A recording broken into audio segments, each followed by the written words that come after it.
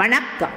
சிவாஜினி ஸ்ரீதரன். தகவல் 456. சிறுநீரகத்தின் பணிகள், செயற்பாடுகள்.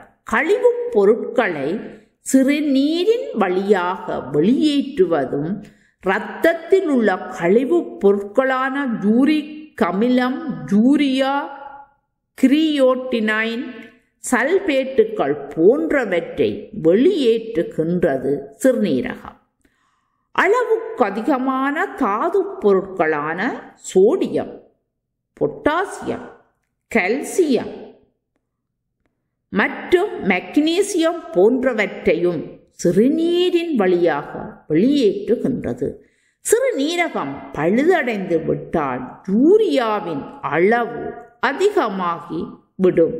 இந்த நிலைக்குத்தான் யூரியா என்று பெயர். சிறுநீரகம் பழுதடையும் போது உடலில் தாது பொருட்களின் சமச்சீர் குறைகின்றது. இதனால் அசிடோசிஸ், இரத்த கொதிப்பு மற்றும் அதிக அளவு கால்சியமும் வெளியேறுவதால் ஹப்பர் ஹெர்மெல்லியா ஏற்படுகின்றது.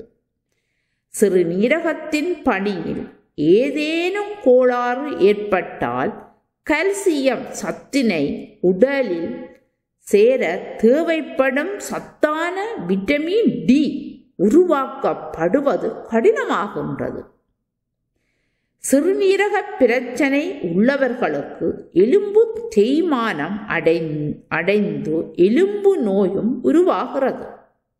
ஹோர்மோன்களான இன்சுலினின், கொஸ்டின், பெரா தைராய்டு மற்றும் கால்சியம் போன்றவற்றை படிப்படியாக சிதைய செய்கின்றது. சிறுநீரக வீக்கம் வெளி உறுப்புகளில் ஏற்படும் மாற்றத்தை வைத்துத்தான் இதை அறிய முடியும். சிறுநீரகம் செயலிழக்க முக்கிய காரணம் மருத்துவர்களின் ஆலோசனையின்றி எங்கள் விருப்பத்துக்கு ஏற்ற மாத்திரைகளை எடுத்துக்கொள்வதும் ஒரு காரணம் என கூறப்படுகின்றது. அது நாங்களும் அறிந்ததுதான். இந்த பலிகளுக்குரிய மாத்திரைகள் போடுவதனால் இந்த சிறுநீரகங்கள் பாதிப்படையும் என்று சொல்லி இது நான் தேடிய போதுதான் இந்த தகவல் எனக்கு கிடைத்தது. சிறுநீரகத்தின் செயற்பாடுகள் எப்படி அமைகின்றது என்பதனை. ஆகவே நீங்களும் இதை பற்றி பேசிக்கொள்ளுங்கள்.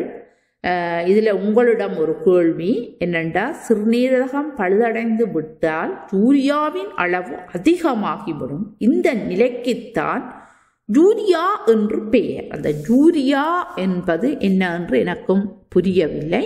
நீங்கள் தெரிந்தவர்களும் கூறிக்கொள்ளலாம். நாங்கள் மீண்டும் சந்திப்போம். நன்றி, வணக்கம்.